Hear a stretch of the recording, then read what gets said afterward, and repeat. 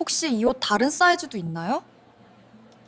Ay, ang ganda talaga, di ba? Kaso parang maliit to. Meron po ba kayong ibang size? Okay, pakinggan mo to. Kapag namimili ka sa Korea at kailangan mo ng ibang size, sabihin mo, hagsaidalyon sa judo isnayo. Ang literal na ibig sabihin, sa pagkakataon ba, meron po kayong ibang sizes? 혹시 다른 사이즈도 있나요? 혹시 다른 사이즈도 있나요? Hagsaidalyon sa judo isnayo. Hagsaidalyon sa judo isnayo. Pero seryoso, yang hagsay, ang secret weapon mo. Para lang siyang by any chance sa English, kaya hindi tunog demanding ang request mo.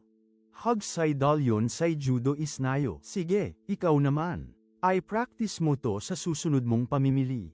Anong iba pang phrases ang gusto mong matutunan?